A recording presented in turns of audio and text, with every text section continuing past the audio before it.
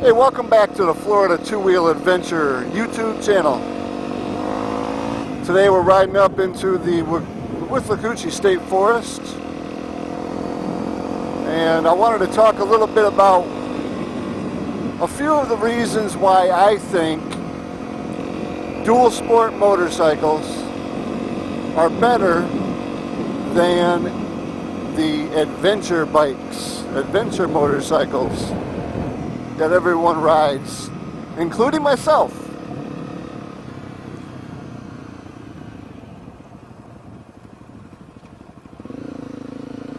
Now, I'm not saying that there's anything wrong or that any particular motorcycle is better than any other motorcycle. You ride what you like to ride and what you find to be the most fun. And whatever that is, that's what's best for you. Nobody can tell you that yours is not as good as mine, or mine's better than yours, or they shouldn't have ever made such and such motorcycle. Each motorcycle, if it brings you joy riding it, then that's it. That's your bike. That's what's best for you. Until you find something that's better. Now, I come from a history of cruisers. That's all I rode. Well, except for when I was a kid. But as far as for the street riding goes, yeah, it was all cruisers for me until 2015. So I'll tell you a story about that here in a second. We're gonna go down there. I'm gonna check that out. There used to be a hill down there that you could ride. I think this is the spot. So where was I? Yeah, a few years ago, the only thing I had ever ridden on a road was cruiser motorcycles.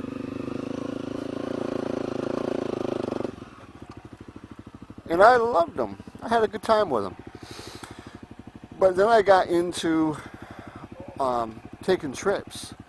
This is about the best you're going to get for a hill. This is pretty worn down now. Looks like people have been out here. Trucks and ATVs. So anyway, I was taking long trips, and the bike that I had at the time was a Suzuki Intruder, a 1400cc bike, which was great. It was a lot of fun, but it was not a good bike for taking on long trips. It just was uncomfortable. Now, if you wanted to ride that bike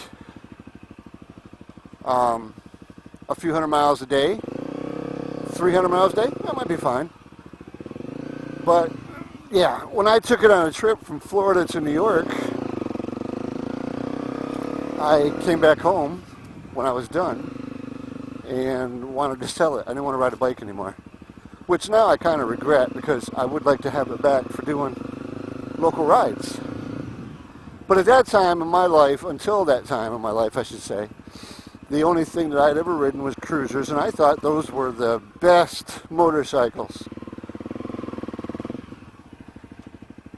Well, my buddy, at the time he had a 2004 BMW R1150 GS, and he let me borrow that bike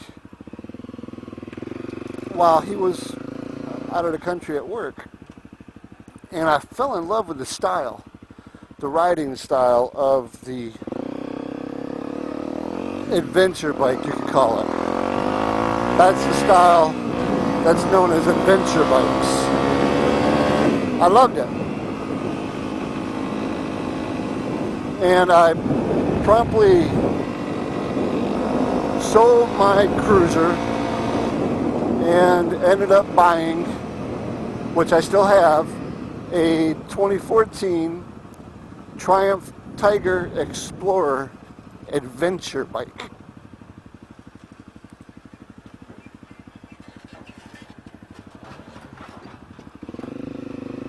And I absolutely love that bike. I have taken it on all kinds of trips, ridden it for the longest I've done on the bike in a day was 15 hours. And it was uncomfortable at the 15th hour, but who cares? And when I bought that bike, I thought, well, it's an adventure bike. I'm going to be taking that bike and going up and riding roads like this, doing trails like this. And I did. I brought it up here. And actually this very road right here, which is not a good example because it's hard packed. There's some kind of stone on the ground. The road is made of a stone. I don't think it's been paved. I don't know what it is, but there's a lot of stone in it. So I could handle this road. This road was no problem. But if I wanted to venture off into trails, like we're going to do now, forget it. The bike, it's simply too heavy. So my number one reason why I think dual sports, like the bike I'm riding today, this Honda CRF250L, why a true dual sport is better than or has an advantage over adventure bikes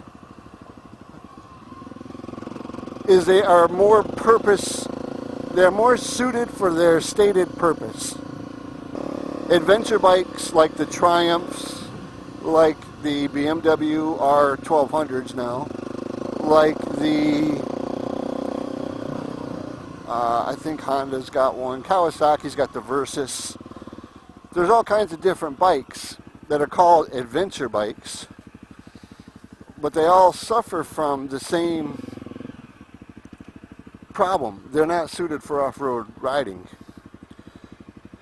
Fix my mirror here before it decides to fall off the bike. They're not suited for off-road. They're suited for hardpack, for gravel roads, maybe. They're not suited for trail riding.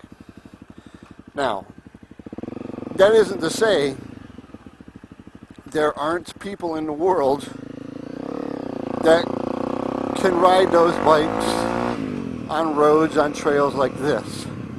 There are people like that. You can go to YouTube and find the videos and watch them yourself. They're out there. I'm just not one of those guys. So this bike, this Honda, and it doesn't have to be the Honda, it can be the Kawasaki 250, it can be the Yamaha, it doesn't have to be the Honda. It can be any of the dual sport bikes. And the dual sport bikes, they're typically lower cc's, think 500 cc's or less. They are street legal. Typically they're going to be your 4-cylinders. There may be a 2-stroke. I'm sorry, I didn't mean 4-cylinder, I meant 4-stroke. They're typically going to be your 4-strokes. There might be some 2-strokes, but they're going to be your bikes like these. And these will truly do trails like this. They will do road riding, street riding. Their drawback is they do neither exceptionally well.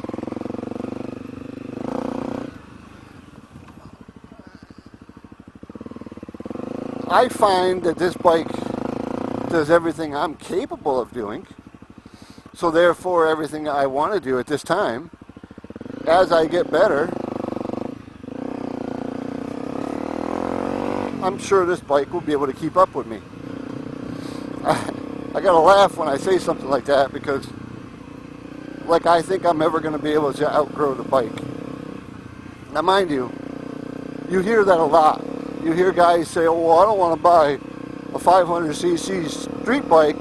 I'm going to outgrow it too fast. I've never ridden a bike in my life, but I know I'm going to outgrow that one just too fast. I'm not going to buy it." Well, that's ridiculous. I am 45 years old, and I've been riding bikes since I was about 8 or 9 years old. My Triumph is a 1200cc bike.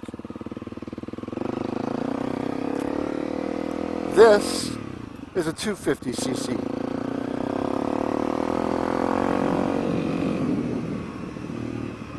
The extra 1,000 cc's were not a benefit to me when I brought that bike out here. They're exactly what hurt me the most, probably, because it made the bike so heavy. This Honda weighs about 300 pounds.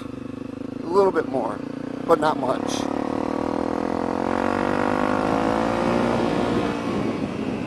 So, there's my number one reason. The dual sport bikes are better suited for their stated purpose than adventure bikes are.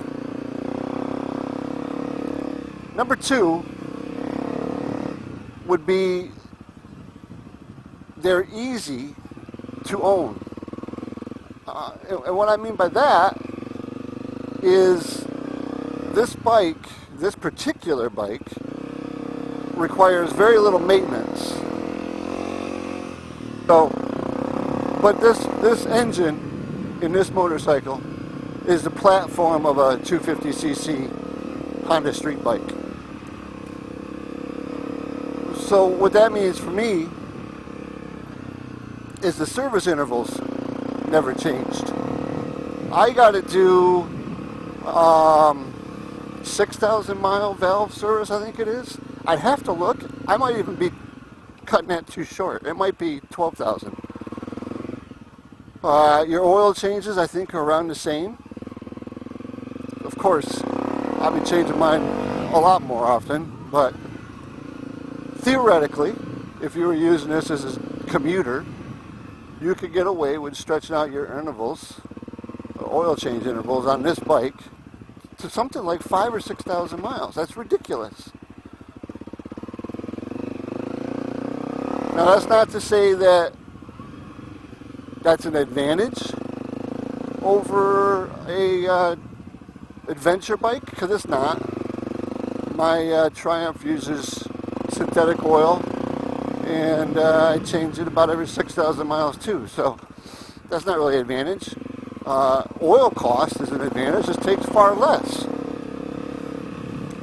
But I guess the bigger point was it's easier to own this than it is the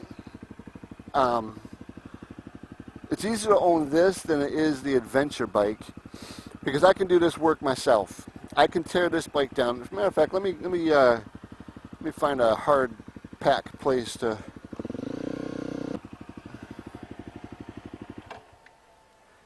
It is dead simple to work on. So here we are.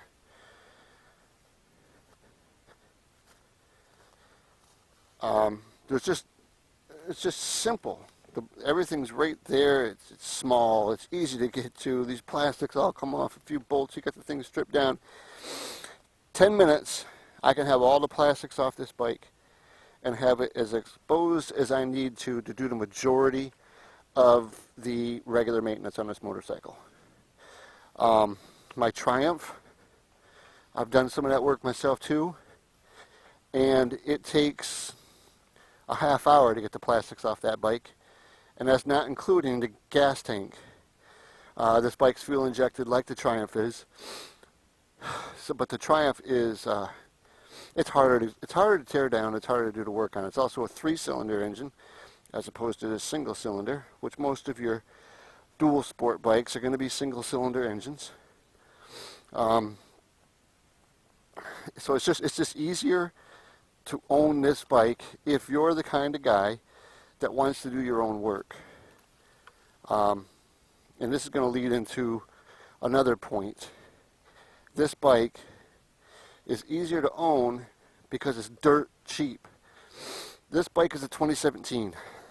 I bought it new in 2018, and I paid out the door, it was like $5,300.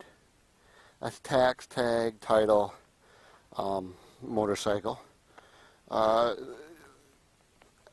course, the MSRP on it was a little bit higher.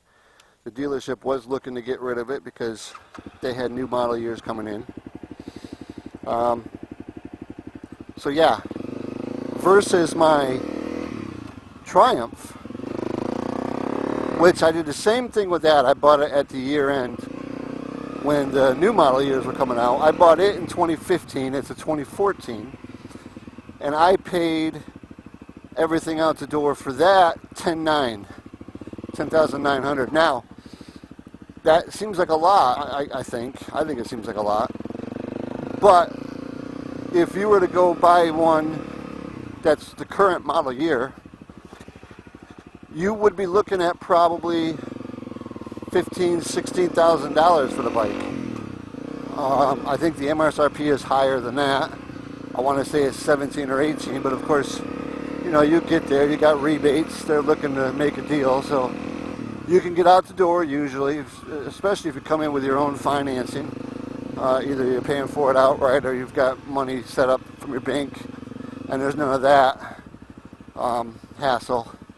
You can often get a better deal. So, there's nowhere to go here. So, the cost of ownership, the cost to purchase the bike to own it is much less on a bike like this. So that is why we're up to number 2 now. My number 2 reason why. You see this mud? I could have, maybe I could have gotten my Triumph through this, but it would not have been a pleasant experience, and I more than likely would have dumped it, which kind of plays back into one of my earlier points about being easier to own this. If I break apart on this, we'll make this number 3. If I break something on this bike, it's much cheaper to fix it or replace it than it is on my Triumph. These plastics, you look online, you can get a whole plastics kit. Everything is plastic on this bike, all the body panels. You can get a replacement kit for that for around $100. $100. I know guys that ride Harleys that spend that much at Starbucks on an afternoon Sunday ride. If I break something on my Triumph, forget about it. It's way more money than that. Oh, a piece might be $100. I know because I've broke something before. And what did I do? I didn't replace it. It still broke. I just covered it up so you can't tell. I actually broke, there's a plate that goes on the side of the gas tank, and I broke one of the tabs that mount it. You screw through it and the tab holds it. Anyway, I broke that, so I rigged it up. It's been like that. Well, it's been like that. It's been like that since 2015. I broke it pretty quick after owning the bike. And you can't tell. You look at it, you can't tell, but I was not going to pay $100 to replace a plate. It just says Triumph. I'm not going to pay to replace that when there's a very good chance I'll break it again in the future. I think I just hit the camera. So far, let's recap. We've got the bikes are better suited for their stated intended purpose. They are easier to own, as in you can do your own work on them easier than you can a bike that's got all the gizmos that adventure bikes have. And by the gizmos, I mean like your ABS, your traction control, your cruise controls, your different rider modes, your power windshields. This is, my bike has got most of that. It doesn't have the power windshield, but it's got all the other stuff. This little Honda, it's chain driven. It's got no cruise control, no ABS. It is just dead simple to work on. And then, how many is that? Is that 3? 2? Well, I'm just going to keep going. If anybody out there is keeping count, you know how many we're up to. And then it's easier, cheaper to replace parts on this when needed. Either you break it, they wear out, maintenance, you have to replace things. It's going to be cheaper to do those things on this bike than an expensive, exotic, in some cases exotic, adventure bike. Whoops, we're hitting a dead end. Oh no, we're not.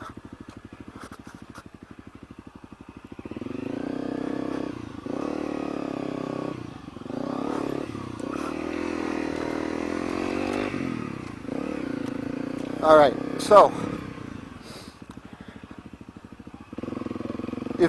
if you can't look at this video and see the places I'm riding this bike today and realize that's a big one, that's why I listed it number 1, as in this bike is better suited for its stated intended purpose than the adventure bikes, you'd have to be blind, because I'd like to see anybody that owns an R1200 GS, you know, your regular kind of guy, not one of these super freaks on YouTube, come out here and ride these roads, ride these trails. Damn. That tree up there, I'm not going to be able to get around that. I don't think. I'm probably asking for trouble here.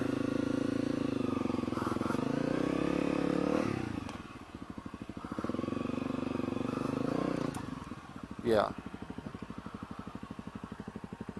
Yep, I am, because now I'm stuck. I got to turn this bike around in this mud.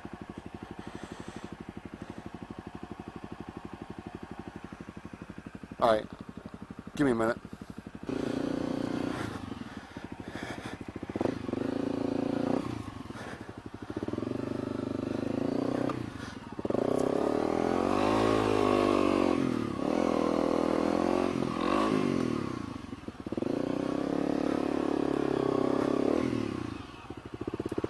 My tire's all slicked up.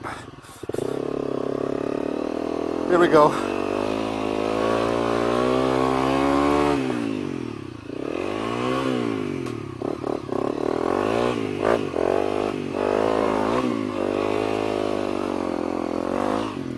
Let's take a look at that.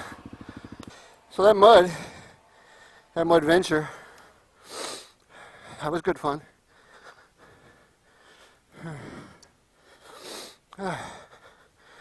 Okay, yeah. I'm going to have to wash it when I get back. So this is the kind of stuff that, in my opinion, you won't be doing with your adventure bike. Your adventure bikes are good for something. They are good. They are excellent. At least the ones I've ridden. They are excellent for over-the-road travel. They're comfortable. They're powerful. They are smooth. They're good on gas. They are good looking. Oh, now it's raining. They got all the creature comforts. You can't ask for a better bike, I don't think, for riding on road trips than an adventure bike.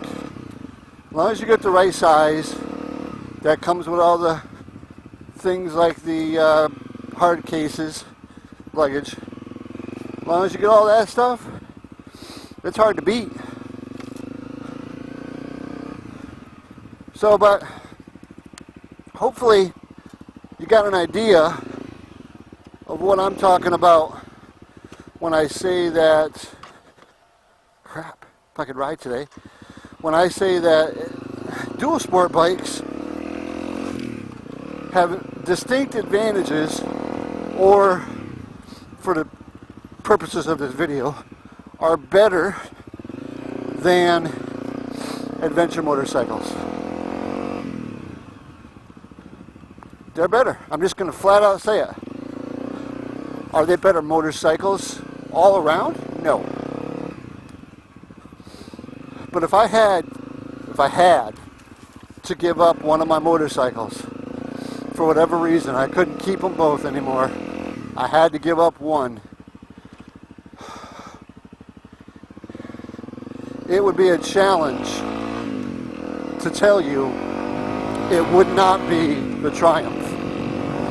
I would probably give up the Triumph before giving up this. It had been threatening to rain all day,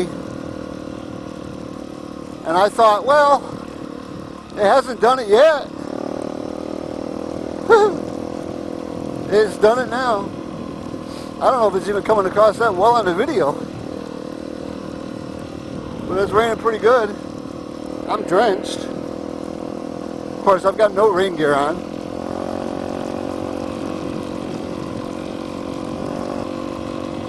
So if my camera gets ruined, I think I'll say now, thanks for watching. Let me know if you agree or disagree with some of the things I said about why dual sport bikes are better than adventure bikes. I'd like to hear what you got to say. I only got through, I guess, about 3 or maybe 4 of them. 4 reasons. Well, they were pretty good, solid reasons. I guess maybe one that I could have said but didn't is that the dual sport bike, like my Honda, it's just more fun to ride. I can go more places, I can do more things. If I drop it, I can pick it up easily.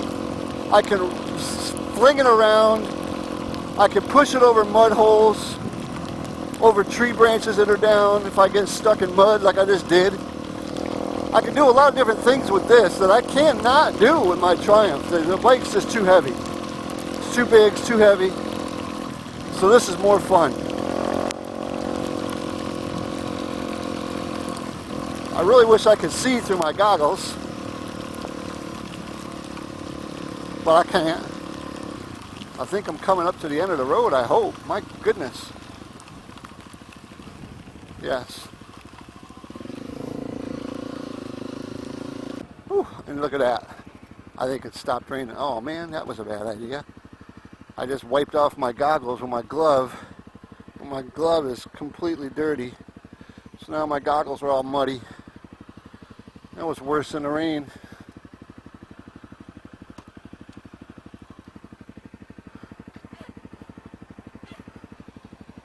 Whew.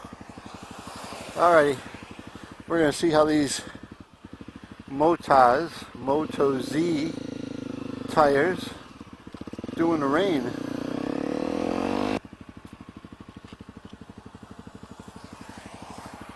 Whew. Drenched, soaked, can't see a thing.